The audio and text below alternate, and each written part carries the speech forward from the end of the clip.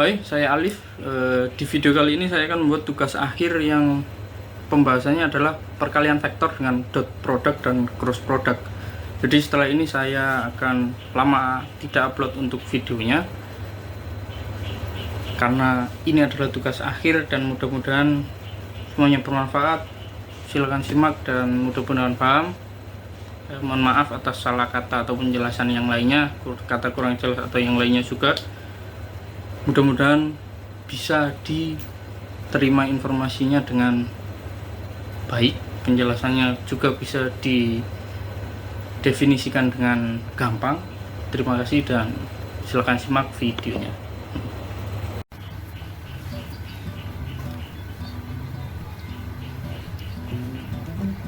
Bentuk operasi cross product dan dot product vektor merupakan objek geometri yang disimbolkan melalui sebuah anak panah. Maka anak panah adalah koordinat titik awal vektor dan ujung anak panah adalah koordinat titik akhir vektor. Misalkan diketahui koordinat titik A adalah x1, y1 dan z1 dan B adalah x2, y2 dan z2, maka vektor AB sama dengan A dan B juga, yaitu x2 minus x1, y2 minus y1 dan z2 minus z1. Dua buah vektor dapat dilakukan operasi perkalian vektor yang dapat menghasilkan sebuah vektor atau skalar. Operasi perbedaan cross product dan dot product pada perkalian vektor dengan vektor terdapat pada bahasan yang akan kita bahas dalam video berikut. Yang pertama adalah operasi perkalian cross product. Pada operasi cross product ini atau perkalian silang, vektor produk ditandai dengan penggunaan simbol X, di mana simbol X terletak di antara dua buah vektor yang dioperasikan. Hasil dari operasi cross product adalah sebuah vektor baru. Hasil vektor baru pada operasi cross product memiliki arah tegak lurus dengan kedua vektor yang dioperasikan. Contoh penerapan perkalian silang terdapat pada persamaan rumus torsi atau momen gaya, yaitu T sama dengan F kali R, di mana F adalah gaya, R adalah perpindahan. Diketahui bahwa gaya dan perpindahan adalah besaran vektor. Begitu juga dengan momen gaya atau torsi adalah besaran vektor, sehingga dapat dikatakan bahwa untuk operasi perkalian pada rumus torsi adalah cross product. Dan hasil dari perkalian vektor dengan cross product pasti adalah sebuah vektor, bukan skalar. Dan itu adalah mutlak, tidak bisa berubah. Secara ringkas, aturan operasi perkalian vektor dengan cross product terdapat pada daftar berikut. Diketahui vektor A adalah A satuan I pada sumbu X, A satuan J pada sumbu Y, A satuan K pada sumbu Z, dan vektor B adalah B satuan I pada sumbu X, B satuan J pada sumbu Y, B satuan K dalam sumbu Z. Kita dapat melakukan operasi perkalian cross terhadap kedua vektor tersebut yang secara matematis kita tuliskan sebagai berikut. Vektor A dikrosskan dengan vektor B. Untuk operasi perkalian cross product bisa dijelaskan di gambar berikut ini. Untuk satuan I, J, dan K, tempatnya adalah I di sumbu X, J di sumbu Y, dan satuan K di sumbu Z. Untuk hasilnya, jika vektor satuan I dikrosskan dengan satuan J adalah panjang vektor I dan panjang vektor J dikalikan dan dikali sin 90 derajat, dan hasilnya pasti satuan vektor panjang yang K. Dan untuk rumus yang pasti dan mutlak adalah satuan I dikrosskan dengan satuan J, hasilnya adalah satuan K. Dan jika dibalik, satuan J dikrosskan dengan satuan I, hasilnya adalah minus K. Karena hasilnya adalah vektor, karena vektor adalah besaran yang memiliki arah. Jika berbalik berarti minus. Dan untuk satuan J cross dengan satuan K sama dengan satuan I, jika dibalik juga sama, berarti hasilnya adalah minus I. Dan satuan K dikrosskan dengan satuan I adalah J. Dan jika satuan I dikrosskan dengan satuan I dengan satuan yang sama, hasilnya adalah panjang vektor satuan I dikali panjang vektor satuan I dikalikan sin 0, hasilnya adalah 0. Jadi bisa dipastikan misalkan satuannya itu dikrosskan sama, hasilnya pasti 0. Begitu juga dengan satuan J dan satuan K, jika sama hasilnya juga 0. Untuk lebih gampangnya bisa dilihat di gambar yang sebelah kanan. Untuk pengoperasian dengan cross product ini, jika kita membuka tangan, misalkan kita membuat tangan di arah sumbu A Dan jika kita menutup tangan di arah sumbu B, berarti cross produknya adalah sumbu A dan sumbu B, dan hasilnya adalah sumbu C. Itu adalah suatu yang gampang untuk dijelaskan jika kita menggunakan rumus perkalian tangan dengan operasi cross product. Jadi nanti silakan disimak dan silakan dipelajari sendiri, searching di Google atau nonton video YouTube yang lain agar lebih paham. Untuk selanjutnya kita akan membahas tentang contoh soal perkalian cross product.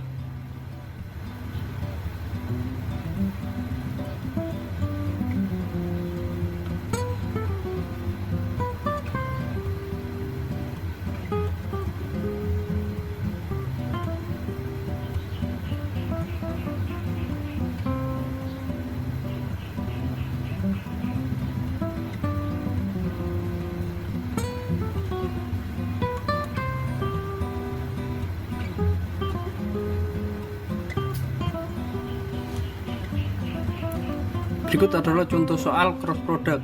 Diketahui vektor A adalah 9 satuan I plus 5 satuan J minus 3 satuan K, dan vektor B adalah minus 4 satuan I plus 6 satuan J dan minus 7 satuan K. Tentukan hasil perkalian vektor dari vektor A dikroskan dengan vektor B. Untuk penyelesaiannya adalah vektor A dikroskan dengan vektor B sama dengan satuan I, satuan J, dan satuan K. Satuan I-nya adalah 9 dan minus 4, satuan J-nya adalah 5 dan 6, satuan K-nya adalah minus 3 dan minus 7. Untuk mencari satuan I, rumusnya adalah vektor satuan J dikroskan dengan satuan K. Jadi nilainya adalah 5 untuk J-nya dan 6. Untuk K-nya adalah minus 3 dan minus 7. Untuk mencari satuan J-nya adalah satuan K dikroskan dengan satuan I, satuan K-nya adalah minus 3 dan minus 7, satuan I adalah 9 dan minus 4. Sementara untuk mencari K, rumusnya adalah satuan I dikroskan dengan satuan J. Satuan I-nya adalah 9 dan minus 4, satuan K-nya adalah 5 dan 6. Jadi minus 35 plus 18I dan minus 63 dan minus 12 satuan J ditambah 54 plus 20 satuan K. Dari mana minus 35? Karena cross adalah perkalian silang, jadi minus 35 adalah 5 dikali dengan minus 7, dan untuk 18 adalah 6 dikali dengan minus 3. Untuk yang lainnya sama, dan hasil akhirnya adalah minus 17 untuk satuan I, plus 75 untuk satuan J, dan plus 74 untuk satuan K. Jadi diingat rumus yang awal, jika satuan I cross J adalah K, jika satuan J cross K adalah I, dan jika satuan K cross I adalah satuan J. Dan nanti kalau dibalik akan berubah ke minus karena menghasilkan vektor, bukan skalar. Vektor adalah besaran yang memiliki arah.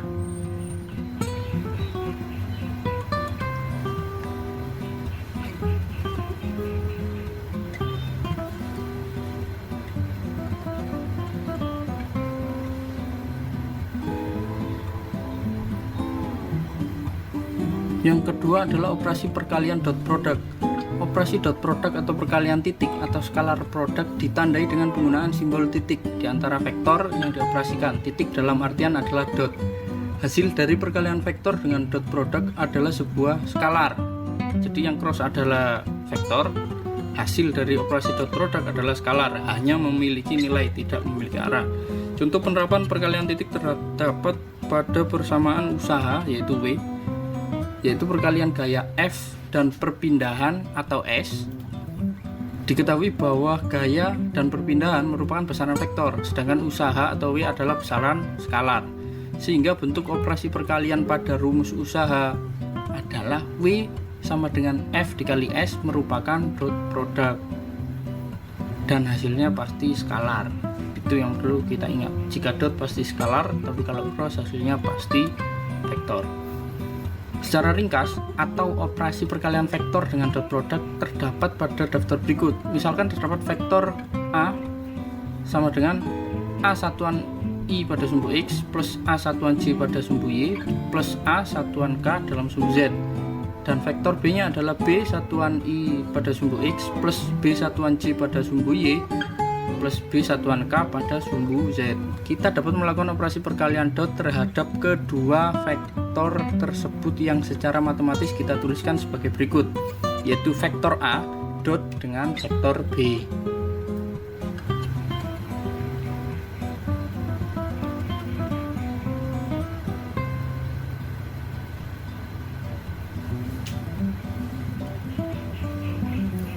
Operasi perkalian dot produk untuk penyelesaian dari perkalian ini adalah sebagai berikut. Vektor A dot dengan vektor B sama dengan AX dikali BX plus AY dikali BY dan AZ dikali BZ. Atau bisa juga dengan vektor A dot vektor B sama dengan A dikali B dikali dengan cos theta.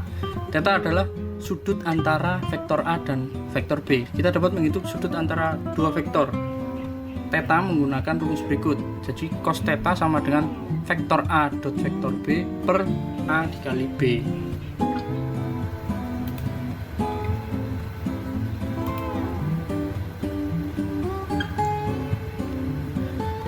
Operasi perkalian dot produk berikut adalah contoh grafiknya. Jadi vektor A dan vektor B membentuk sudut, itulah sudut tetanya yang akan diketahui. Berikut adalah contoh soal dot produk. Hitunglah operasi perkalian vektor F dot dengan vektor X, di mana vektor F adalah 3 satuan I minus 4 satuan J plus 6 satuan K, dan vektor X adalah minus 7 satuan I plus 5 satuan J minus 8 satuan K. Sudut di antara dua vektor adalah tetanya 165,937 sekian derajat. Dan untuk penyelesaiannya, vektor F dot vektor X adalah fx dikali xx plus fy dikali xy plus fz dikali xz. Jadi 3 dikali minus 7 plus 4 minus 4 dikali 5 plus 6 dikali minus 8, dan hasil akhirnya adalah minus 89.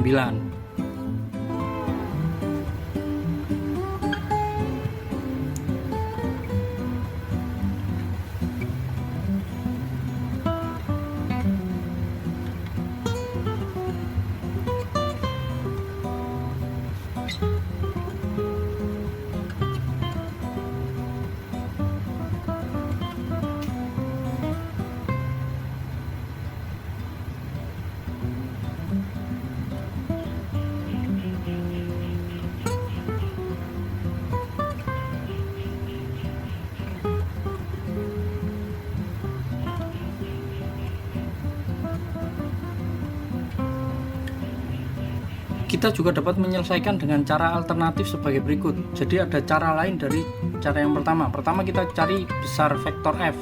Untuk mencari besar vektor F, rumusnya adalah akar dari F satuan X dikuadratkan plus F satuan Y dikuadratkan dan F satuan Z dikuadratkan. Jadi akar dari 3 kuadrat plus minus 4 kuadrat plus 6 kuadrat. Jadi hasilnya adalah akar 61. Selanjutnya kita cari besar vektor X.